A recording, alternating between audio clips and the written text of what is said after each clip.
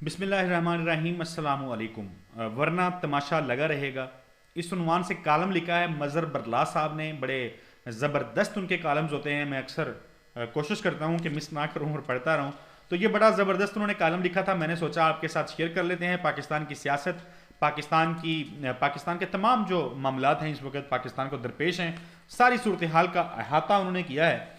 तो वो अपने कालम का आगाज कर रहे हैं, पढ़ के सुनाता हूं। मैं अपना कोशिश करूंगा कि तबसरे जो हैं वो थोड़े से कम रखूं इनके लिखे हुए के ऊपर।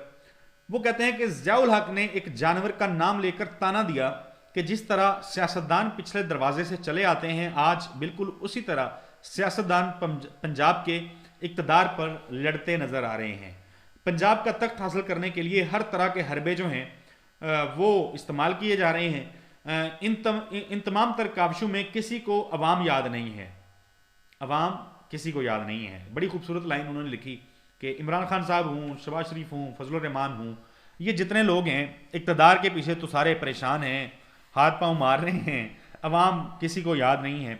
वो कहते हैं किसी को मुल्क की फिक्र नहीं है, सिंध के ठेकेदारों को भी सलाब जिदगान की फिक्र नहीं है। वो भी इक़्तिदार को दुमाम बख्शने के लिए लाहौर यात्रा पर आए हुए हैं। अजीब खेल है, जो लोग 9 अप्रैल से पहले नए इलेक्शन का मुतालबा किया करते थे, 11 अप्रैल के बाद कहना शुरू हो गए कि असम्बलियां अपनी मुद्दत पूरी करेंगी, और जो लोग 9 अप्रैल से पहले इलेक्शन करवाने के लिए तैयार नहीं थे, 11 अप्रैल के बाद उनके इस मुतालबे में शिद्दत आ गई कि नए इलेक्शन ही वक्त का तकाजा है। बड़े ज़बरदस्त तरीके से उन्होंने इमरान खान और उनके जो मुखालफीन हैं सब की जो मुनाफकत है उसको बेनकाब किया है बड़े खूबसूरत तरीके से। वो कहते हैं कि इसके बाद से लोग देख रहे हैं कि वफाक में दो वोटों के सहारे हुकूमत कायम है और लोटों पर मुश्तमल सारी अपोजिशन है। अच्छा, अपोजिशन मौजूद है पाकिस्तान में। आपको पता है कौन है अपोजिशन लीडर? चलें, खबरों की वजह से पता होगा, वो राजा रियाज हैं। लेकिन अपोजिशन नजर आती है किसी शख्स को? नहीं आती। फिर भी बगैर अपोजिशन के शहबाज शरीफ डिलीवर नहीं कर पा रहे। बहुत बड़ा दुनिया का एडमिनिस्ट्रेटर शहबाज शरीफ, इंतहाई सलाहियतों का मालिक, वो भी डिलीवर नहीं कर पा रहा। ऐसी सिचुएशन में जब मुल्क में कोई अपोजिशन है ही नहीं, राजा रियाज जैसे अपोजिशन लीडर हूं, उस वक्त भी ये लोग डिलीवर नहीं कर पा रहे। हुकूमत कायम रखने की रोजाना की बुनियाद पर नए वज़रा और मशीर हुकूमत में शामिल किए जा रहे हैं, जबकि साथ ही हुकूमत के हिस्सेदार लोटा अपोजिशन को भी नवाजा जा रहा है। बिल्कुल ऐसा ही है जी, लोटे जो हैं उनको भी नवाजा जा रहा है, लोटों के अंदर भी पानी भरा जा रहा है। उनको भी इक़्तिदार में ना होते हुए उनको मजे दिए जा रहे हैं। अवाम के पैसे पे, मेरे और आपके पैसे के ऊपर अय्याशियां करवाई जा रही हैं। हराम का माल समझ के हमारा पैसा जो है वो उड़ाया जा रहा है। वोटों की कमी के बावजूद पंजाब पर कब्जा करने की कोशिश हो रही है। यह कोशिश पहले भी हुई थी, मगर पहले इस कोशिश को अदलिया ने नाकाम बना दिया था। अच्छा, अदलिया को हीरो नहीं बनाना, मुझे तो अदलिया में कोई हीरो नहीं नजर आता। माजरत के साथ तौहीन अदालत हो जाए, पता नहीं क्या कुछ हो जाता है इस मुल्क के अंदर। तौहीन अवाम नहीं होती, असम्बलियां टूट जाएं, अदलिया बहाल भी कर देती है, ये भी अदलिया की मेहरबानी है। इस दौरान ज़िमनी इलेक्शन भी हुए थे। इन इलेक्शनों में पीटीआई ने पीडीएम को 4 शाने चित किया था। हालांकि पीडीएम के तहत नून लीग के उम्मीदवारों को महकमा ज़राअत की हमायत जो है वो हासिल थी। बिल्कुल, महकमा ज़राअत जो है उसकी मदद के बावजूद पीडीएम की जमातें जो हैं वो इंतहाई शर्मनाक किस्म की शिकस्त का उन्हें सामना करना पड़ा था। इमरान खान साहब जो हैं वो तकरीबन 16 सीटें 20 में से जीत गए थे। फिर वो कहते हैं महकमा ज़राअत वाले गैर सियासी हो गए हैं। इमरान खान ने इस सूरत हाल को नए इम्तिहान में डाल दिया है, इसीलिए हफ्ते का वक्त दिया था कि अगर कोई बेनकाब ना हुआ तो इस एक हफ्ते में हो जाएगा। वाह, उम्दा।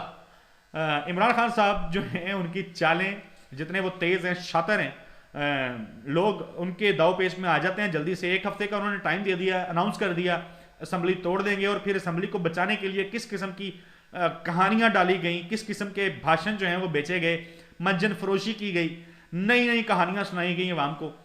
लोग मजीद एक्सपोज होते गए। वो जो कहते थे कि कुछ नहीं होता, वह होता है, चुप नहीं होता। अब वफाक ताकत के जोर पर पंजाब को कुचलना चाहता है। मुस्लिम लीग नून और पीपल्स पार्टी समेत पीडीएम की तमाम पार्टियां इलेक्शन से फरार चाहती हैं। कभी तावीलें घड़ी जा रही हैं कि क्यों ना असम्बलियों की मुद्दत 1 साल और बढ़ा दी जाए। कभी कहा जा रहा है कि मुआशी इमरजेंसी लगाकर 1 साल इलेक्शन के बगैर गुजार दिया जाए। कौन सी मुआशी एमरजेंसी? मुआशी एमरजेंसी में कौन आएगा? टेक्नोक्रेट्स की हुकूमत बनाएंगे पाकिस्तान में, और उसको इमरान खान तस्लीम नहीं करेंगे। यानी एक ऐसा सियासतदान जिसकी जो तकरीबन 70% जिसके साथ पाकिस्तान की कौम खड़ी है, वो टेक्नोक्रेट सेटअप को सपोर्ट ना करे, उसको ना माने, तो कौन पाकिस्तान में इस सेटअप को चला सकेगा? कौन चाहता है कि पाकिस्तान में खून खराबा हो? कौन चाहता है कि लोगों लाशें गिरें? कौन चाहता है कि वो सब कुछ हो जो बहुत अरसे से या कम से कम पाकिस्तान के नौजवानों ने नहीं देखा हुआ? शायद वो कोई ऐसा शख्स है, शायद वो ऐसे लोगों का कोई ग्रोह है जो शायद पाकिस्तान के नौजवानों को बहुत ज्यादा अंडर एस्टिमेट करके बैठा हुआ है। लोग कितने गुस्से में हैं, लोग किस तरह तपे हुए हैं, शायद उस ग्रोह को, शायद उन लोगों को, शायद उन हुकूमती लोगों को इस चीज का अदराक जो है वो बिल्कुल नहीं है।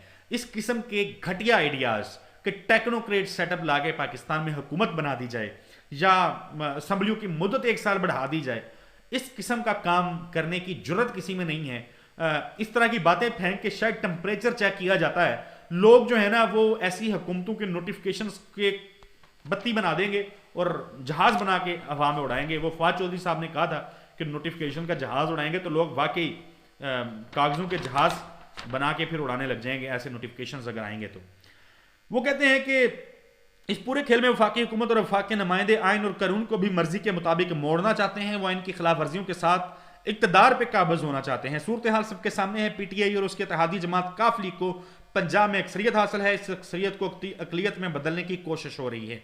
इस कोशिश में शामिल होने वाले हर फर्द को याद रखना चाहिए कि चंद माह पहले जो 20 MPs इधर से उधर गए थे, उन्हें ज़िमनी इलेक्शन में उसका खमियाजा भुगतना पड़ा था। पीडीएम की 2 अमली की समझ नहीं आ रही कि खैबर पख्तूनख्वा में वो इलेक्शन चाहते हैं जबकि पंजाब असम्बली बचाना चाहते हैं। ऐसा पता नहीं क्यों है, क्योंकि इक़्तिदार के मज़े हैं, मेरे और आपके टैक्स के पैसे पे सारे याशियाँ हो रही हैं, तो किसका दिल के चाहेगा? इमरान खान पागल है जो 2 असम्बलियाँ 2 हुकूमतें कुर्बान कर रहा है। पता नहीं क्या उसके दिमाग में है, क्यों वो अपनी हुकूमतों की कुर्बानी दे के पूरे पाकिस्तान का वो ठेकेदार बन के बचाना चाहता है पाकिस्तान को मजीद मुश्किलात से। फिर वो कहते हैं, एक हफ्ता पहले जो वफाकी वज़रा ये कहते थे कि तोड़े पंजाब असम्बली, हम वहाँ इलेक्शन करवा देंगे, मगर अब वही वफाकी वज़रा कह रहे हैं कि हम हर सूरत पंजाब असम्बली बचाएंगे। पंजाब असम्बली से इतनी मोहब्बत कैसे होगी? असल बात यह है कि अगर पंजाब असम्बली तहलील हो गई और पंजाब में इलेक्शन का अमल शुरू हो गया तो वफाकी वज़रा क्या करेंगे? वो तो इलेक्शन कवानीन के मुताबिक इंतखाबी मुहिम में शरीक नहीं हो सकेंगे। नून लीग के लिए यह सवाल बड़ा अहम है क्योंकि नून लीग के वफाकी वज़रा और मुशीरों का ताल्लुक तो पंजाब से है। वो क्या करेंगे? शायद यही सोचकर सरदार यार सादक ने नून लीग लाहौर की सदारत कबूल करने से माजरत कर ली है। फिर वो कहते हैं कि इस्लामाबाद में 30 दिसंबर को होने वाले बल्दियाती इलेक्शन मुलतवी करवाने के लिए नून लीग हाई कोर्ट पहुंच गई है। ये जिस रोज का कालम है उसी रोज इलेक्शन कमीशन ने नून लीग की ख्वाहिश पे इस्लामाबाद के बल्दियाती इलेक्शन जो हैं वो मुलतवी कर दिए। 101 यूनियन काउंसिल्स में ये इलेक्शन होने थे और एक प्रोजेक्ट के सिलसिले में मुझे ये मौका मिला तकरीबन 85 के करीब यूनियन काउंसिल्स को करीब से देखने का। मैं एक ऑब्जर्वर के तौर पे मेरा मुशाहिदा ये कहता है कि उन 85 में से 50 सीटें, मैं 101 की बात नहीं कर रहा, मैं 85 की बात कर रहा हूं, 50 सीटें ऐसी थी, यूनियन काउंसिल्स ऐसी थी जिसमें किसी का बाप भी पीटीआई को शिकस्त नहीं दे सकता था। ये मैं इसलिए कह रहा हूं क्योंकि माजी में जब पंजाब में इलेक्शन हो रहा था तो अल्लाह का शुक्र है हमने उसको बड़े जबरदस्त तरीके से कवर किया हुआ था, बड़े करीब से देखा हुआ था और हमने बताया था कि कितनी सीटें पाकिस्तान तहरीक इंसाफ जीतेगी, कितनी सीटों के ऊपर मुश्किल होगी और कौन सी सीटें जो हैं वो पीटीआई हार जाएगी। और वो कोई 70-75% नहीं बल्कि 100% ठीक निकला था वो अंदाजा जो था हमारा, क्योंकि चीज़ों को करीब से जब आपने देखा होता है तो फिर आप ज़ाहिर है हकायक की बुनियाद पर कह सकते हैं कि अगर बददयानती ना हो, अगर आप माल ना खाते हो, अगर आप नौकरी ना करते हो, अगर आप किसी के दरबारी ना हो तो आपको सच बोलने में कोई तकलीफ नहीं होती, जैसे मुझे कोई तकलीफ नहीं हो रही। तो 85 में से 50 यूनियन काउंसिल्स पीटीआई को हराना, मैं कह चुका हूं कि किसी का बाप भी नहीं हरा सकता था। फिर इस्लामाबाद में बल्दियाती इलेक्शन जो है वो मुलतवी कर दिए गए। अहले कराची का हाल देख लें, सत्यानाश है कराची का, 7वीं मरतबा बल्दियाती इलेक्शन वहां पे दोबारा मुलतवी होने का खदशा है। एमक्यूएम को खुश करना है जी, इत्तेहादी जमातों ने, पीपल्स पार्टी ने और सब ने, और कराची की अवाम का सत्यानाश करना है, कराची की अवाम को सजा देनी है, तो वो मुलतवी करने की कोशिशें हो रही हैं। खैर वो कहते हैं अब सवाल ये पैदा होता है कि आखिर नून लीग और पीडीएम की क़यादत इलेक्शन से फरार क्यों चाहती है? क्योंकि उनको वोट नहीं पड़ना, क्योंकि अवाम लानतान कर रही है, क्योंकि महंगाई का जो जिन इन्होंने खोला था वो बेकाबू होके लोगों के घर बर्बाद कर चुका है, लोगों की उम्र भर की जमा पूंजी लोग बेच चुके हैं। मैं जाती तौर पे गांव में, अपने गांव में उन लोगों को जानता हूं जिन्होंने अपने जानवर बेच बेच के बिजली के बिल उतारे हैं, जिन्होंने, जो किसी ने अपनी बेटी के जहेज का सामान रखा हुआ था वो उसको बेचना पड़ गया, किसी ने पैसे रखे हुए थे तो वो उसको इस्तेमाल करना पड़ गए। ये हशर किया है इन लोगों ने पाकिस्तान की कौम के साथ, और इनको पता है कि जब ये इलेक्शन में जाएंगे, जब ये वोट मांगने जाएंगे तो लोग इनको जूते मारेंगे। इस वजह से जनाब, इस वजह से ये इलेक्शन से राह फरार जो है वो इख्तियार कर रहे हैं। इस सवाल का सादा सा जवाब, अच्छा जवाब उन्होंने दे दिया है, उन्होंने कहा था गैर मकबूल है। गैर मकबूल नहीं है, इनको जूते पड़ने हैं। इन्होंने हाल ये किया है मेरा, इन्होंने मेरे पाकिस्तान के लोगों का ये हशर कर दिया है कि लोग इनको जूते मारेंगे जब ये बगैर बड़े बड़े प्रोटोकॉल्स, बड़े बड़े सिक्योरिटी स्क्वाड्स के बगैर जब ये अवाम में जाने की कोशिश करेंगे तो लोग जूते मारेंगे। अल्लाह ना करे ऐसा हो, अल्लाह करे कि ऐसा ना हो, अल्लाह ना करे कि किसी को जूते पड़े, लेकिन हालात ऐसे ही हैं। लोग जब हमसे बात करते हैं, लोग जब अपने दुख दर्द बताते हैं, तकलीफें बताते हैं, महंगाई की वजह से जो हालात पैदा हो गए हैं वो बताते हैं, तो यकीन करें हमारा भी बड़ा दिल करता है कि हम ये काम छोड़ के ना बस जूते मारना शुरू कर दें, लेकिन हमारी इतनी औकात नहीं है। आम लोग हैं, हम ज़ाहिर है ताकतवर लोगों का शायद मुकाबला नहीं कर सकते। हमारे पास इन लोगों का मुकाबला करने के लिए सिर्फ एक चीज़ है, वो हमारा वोट है, और पाकिस्तानी कौम का जो वोट है वो इन लोगों को जाना नहीं है, तो ये लोग इसलिए इलेक्शन में जाने से गुरेजा हैं। तमाम सर्वे रिपोर्ट्स यही वाजे कर रही हैं, बल्कि जेल से आने वाली रिपोर्ट्स भी ऐसी ही हैं। आपको याद होगा कि पंजाब असेंबली के एक डिप्टी स्पीकर लोटा बन गए थे, फिर वो एक मुकदमे में जेल गए। कैंप जेल लाहौर में वो जिधर जाते थे कैदी जो हैं वो लोटा लोटा के वाजे कसते थे। ये कैदी पीटीआई वर्कर्स तो नहीं थे। अच्छा, जेलों के अंदर बहुत सारे लोग जो है ना वो क्राइम करने वाले, बहुत सारे लोग बेचारे जो छोटी मोटी चोरियां कर रहे होते हैं, मजबूरी में दिहाड़ियां लगा रहे होते हैं, फ्रॉड धोखेधड़ी कर रहे होते हैं। क्यों? क्योंकि उन्होंने अपने घर चलाने होते हैं।